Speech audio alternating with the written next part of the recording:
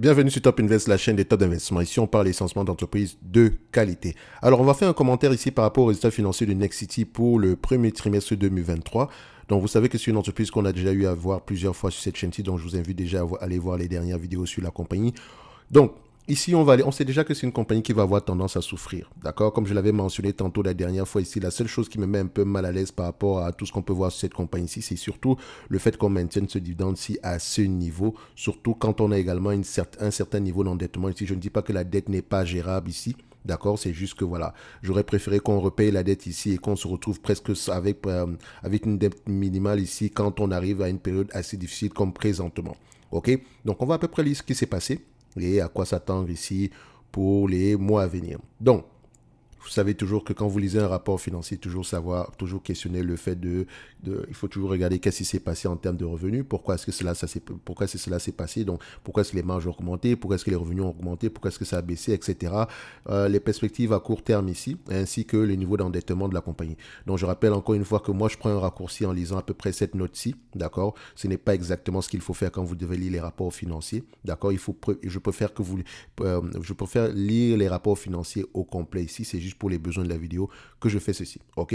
Donc on va aller rapidement ici. C'est une note que j'ai trouvée ici sur le site Zone Bourse. Donc c'est une recommandation d'analyse ici de Alpha Value. Donc ils disent ce qu'ils pensent par rapport à cette compagnie. Je ne vais pas lire tout ça. D'accord, je vais juste prendre les faits ainsi que les prévisions, les prévisions ici à court terme de Nexity. Donc on dit ici que alors que les réservations de logements ont baissé de 20% au premier trimestre 2023, le gouvernement français travaille sur quelques mesures pour sauver le développement du logement une fois de plus. Donc déjà, il faut savoir c'est quoi sur quoi il travaille généralement et comment est-ce que ça pourrait impacter Nexity ici, positivement ou négativement. Donc, au premier trimestre 2023, les réservations ont baissé de 10% en unités et de 25% en euros. Les investisseurs institutionnels soutiennent à nouveau la performance de la société, donc 49% de réservations contre 39% au T1 2022, alors que la demande des particuliers est en baisse de 33%. Le chiffre d'affaires consolidé est resté stable en glissement annuel, mais le développement résidentiel a baissé de 8% malgré la stabilité du carnet de commandes en décembre 2022. Les prévisions pour 2023 sont inchangées jusqu'à présent, citation de la direction, dont 2023 pourrait être considéré comme une année de transition. 2023 sera une année assez compliquée, d'accord? Je ne sais même pas si 2024 sera meilleur que 2023. Donc, il faut s'attendre à souffrir ici. Comme je l'ai dit ici, c'est également pour ça que ce n'est pas une entreprise qui se négocie à des multiples assez élevés. C'est également pour cela que c'est une entreprise qui devrait avoir presque pas de dette du tout en période difficile. Dans un avenir proche, Nexity pourrait avoir à travailler sur l'adaptation de son plan stratégique 2026 annoncé en septembre 2022. Donc ce fameux plan 2026 qui n'a pas plu au management, au marché ici, notamment parce qu'on ne parle la partie dividende ici, quoique même si elle a été maintenue, c'est quelque chose qui ne satisfait pas clairement, qui inquiète un tout petit peu les analystes. Donc, le dividende intégral en numéraire de 2,50 € par part sera versé le 26 mai comme prévu. Bref, comme je l'ai dit, c'est le dividende ici qui me met mal à l'aise. On va faire simple. Je vais prendre ici Nexity. OK, on va mettre ça sur ce graphique-ci. On va mettre Nexity, voilà. Donc, on a Nexity ici, c'est une entreprise qui, voilà, selon les prévisions ici, peut rapporter à peu près du 2,85 € en 2023 et paie à peu près 2,50 € pour le dividende. Estimé, et donc quand on dit payer, c'est ce que vous allez recevoir plutôt en 2024 ici, d'accord? Parce que le 2,50 € ici, c'est par rapport à, je pense, par rapport à l'année précédente, ok? Donc vous remarquez ici que quand on paye 2,5 €, il nous reste à peu près quoi, 35 centimes ici pour payer le dividende ici, la dette ici. Et la dette, il y en a, je pense qu'on est à peu près toujours aller vérifier ici parce qu'il me semble que la dette ici qui est affichée au niveau de Coifin ou bien au niveau de Nexity ne soit pas, c'est pas à peu près c'est pas le véritable montant de la dette ici, elle est bien moins élevée que ça, mais on est aux alentours de 800 à 1 milliard par là ici, donc c'est pas suffisant pour repayer la dette ici en très peu de temps. Ok, donc le dividende ici prend une grosse partie du cash flow que cette compagnie ici génère et c'est assez inquiétant, surtout en période difficile. En période ici de croissance, il n'y a pas de souci par rapport à ça. Donc vous remarquez ici que est-ce que c'est un business assez prévisible ici? On dirait qu'on va se dire oui, mais n'oubliez pas également que de 2011 à 2022 ici, c'était une période positive pour cette compagnie ici. Ok, les taux d'intérêt étaient bas, ils avaient tendance à diminuer, etc. Maintenant, ça sera complètement différent. Ça ne veut pas dire que c'est un business assez prisé. C'est un business qui est généralement, voilà, en période haussière ici, c'est bien. Il y a toujours des surprises, mais en période de difficulté ici, vaut mieux rester prudent avec les multiples qu'on va choisir de payer. Donc, de telle sorte que quand moi je regarde ici le 3 euros qui est attendu en moyenne sur ces années-ci, comment on dit ça? C'est toujours à prendre avec des pincettes. Au mieux, même, je vous aurais dit, il faut même normaliser les résultats, se dire qu'ok, 2 euros ici, le minimum que je pourrais m'attendre ici à peu près à 2 euros, 2,50 € par action ici. Ça ne me dérangerait pas du tout. Le 3 euros ici n'est qu'un bonus par là. Ok, donc je continue à lire ici. En termes de prévision ici, on s'attend à quoi? Donc, vous avez remarqué ici qu'on dit qu'on pourrait, dans un avenir proche, Nexity pourrait avoir à travailler sur l'adaptation de son plan stratégique 2026. Donc, allez-y voir ce plan stratégique-là. Qu'est-ce qu'il mentionne? Et sur quoi on devrait travailler en supplément? Je pense que c'est du il va avoir tendance à être réduit. C'est ce que je pense en fait. C'est la meilleure décision à prendre ici. Ce n'est pas qu'ils ne peuvent pas payer ce du mais c'est que voilà, ça serait très intelligent de le faire. Ok, peut-être qu'ils vont payer celui de 2022 ici, mais je pense que, d'accord, pour 2023, ça sera compliqué. Soit on va le réduire, soit on va y mettre pause un tout petit peu. D'accord? Sauf si la situation s'améliore également ici. Mais ça ne semble pas être bien parti. Donc, les prévisions pour les exercices, et attention, il ne faut pas que je vous fasse peur, hein, c'est totalement normal dans ce secteur d'activité-ci. C'est totalement normal. Donc, c'est même en période difficile que ces compagnies-ci deviennent même intéressantes. Mais il faut toujours faire attention à ne pas aller immobiliser une grosse partie de son capital ici. Ça reste quelque chose d'assez cyclique. Donc, les prévisions pour l'exercice 2023 n'ont pas changé jusqu'à présent. Enfin, si on dit jusqu'à présent, donc ils ont écrit jusqu'à présent 2 fois. Donc, le meilleur résumé du T1 2023, on dit quoi? Ce jusqu'à présent est le meilleur résumé du T1 2023 car les réservations sont en baisse. Ceci est tout sauf surprenant après les récents chiffres complets de nos pairs, donc voire ICAD. Même si le chiffre d'affaires consolidé est resté stable en glissement annuel, le développement résidentiel a baissé malgré les perspectives optimistes de la société publiée en 2022 sur la base d'un carnet de commandes stable en décembre 2022.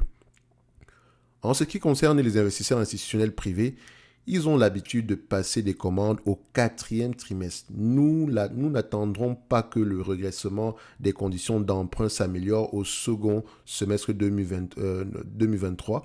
Notre sentiment est que l'exercice 2024 de Nexity est rendu encore plus dépendant des réservations du T4. 36% des réservations de l'exercice en 2022 dépend du T4. Donc le T4 de cette année sera très important pour pouvoir avoir une visibilité par rapport à 2024. Par ailleurs, Nexity ouvre la voie à un report potentiel de ses objectifs pour 2026. Donc ce dernier était à notre avis irréaliste depuis le début. Et c'est un petit bémol dans le sens où comment est-ce que le management a pu publier ce genre de document-là, ce genre d'objectifs-là, alors qu'on était déjà dans des conditions assez compliquées.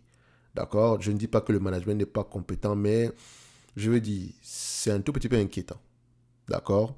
Donc, j'aurais préféré qu'il soit un peu plus prudent que ça. Et j'attendrai également ici que cette compagnie-ci, comme je le rappelle toujours depuis le début, qu'elle réduise ce dividende-là. D'accord? Nous anticipions également un report des objectifs 2026 avant la fin mi-2024. La direction de Nexity aurait pu se réveiller à la réalité un peu plus tôt que prévu.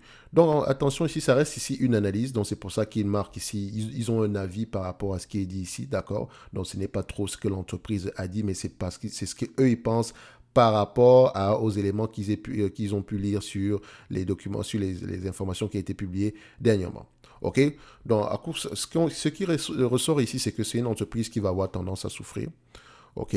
Vous pouvez également le voir ici par rapport à l'estimation des bénéfices nets ici, par action. Ils ont tendance à diminuer, donc on est de moins en moins optimiste. C'est tout ce que ça traduit. D'accord? Le plus important ici, c'est d'acheter cette compagnie-ci à un prix assez intéressant, tout en sachant qu'on pourra avoir des bénéfices nets qui auront tendance à stagner à court terme ici. D'accord? Mais à long terme ici, on va certainement garder une moyenne aux alentours de 2,50 €, 3 € par là. OK? Parce que le business en lui-même ici n'est pas menacé à long terme. C'est juste un business cyclique. C'est tout à fait normal. Donc, maintenant, en termes d'évaluation, comme je l'ai dit ici, c'est simple. C'est un business ici qui est sous-évalué quantitativement. Mais également, n'oubliez pas que dans la sous-évaluation quantitative, il y a également certains éléments que cette entreprise-ci devrait faire. Enfin, certaines actions qu'elle devrait prendre ici en considération, à savoir réduire ce dividende-ci en période difficile. Il n'est pas judicieux de le garder à ce niveau. Donc, pour ceux qui veulent y investir par rapport au dividende, mettez en tête qu'on va au moins le réduire. Il va au moins être divisé par 2, sinon complètement coupé. D'accord? Tout simplement parce que l'entreprise doit le faire. C'est la meilleure chose à faire en période difficile. Je répète. Après, maintenant, je ne suis pas devin pour savoir quand est-ce que si le cycle va se retourner demain matin ou quoi que ce soit. Mais voilà, si j'étais à la tête de cette entreprise-ci, d'accord, c'est ce que j'aurais demandé à faire, si j'avais la possibilité de le faire également. Donc, c'est-à-dire qu'en tant qu'investisseur également, je devrais m'attendre à ce que ça arrive. Et ça ne sera pas plus grave que ça. Donc, il ne faut pas paniquer quand on va dire, ah, réduction de dividendes, etc. et que le prix s'effondre ici, c'est normal. Ça sera même encore plus intéressant que ça. En plus de cela, l'entreprise a pris une bonne décision. OK? Donc, en date d'aujourd'hui, si on regarde ça en termes de rendement ici, admettons qu'on arrive à 3,51 € en 2025 ici, et je vous assure que je n'y crois pas beaucoup.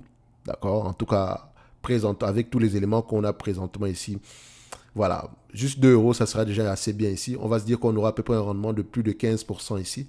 Attention, mais ça reste en termes de prévision dans un environnement normal. Or, nous ne sommes pas dans un environnement normal, ok?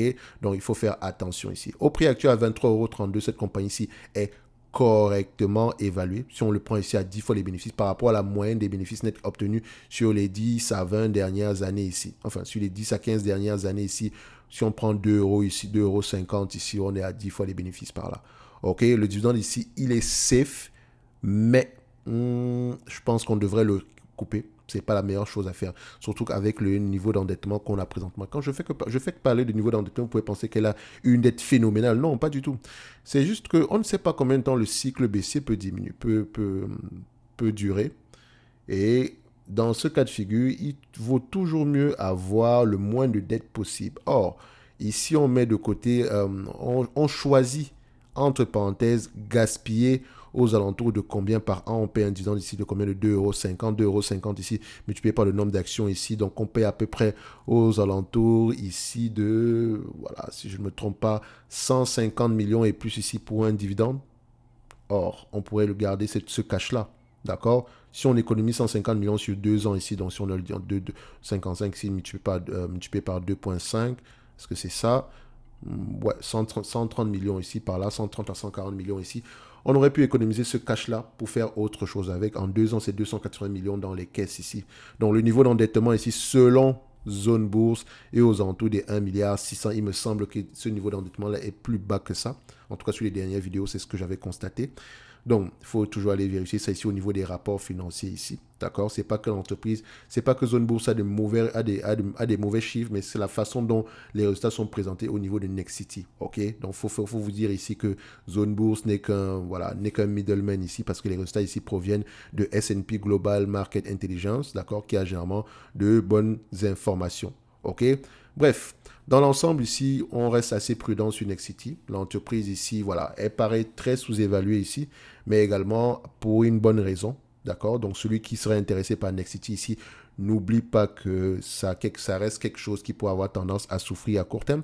Donc, je le dis ici parce que ce n'est pas une entreprise sur laquelle tu vas mettre 10% de ton capital parce que tu as vu un gros dividende ici. Non, non, non, non. OK?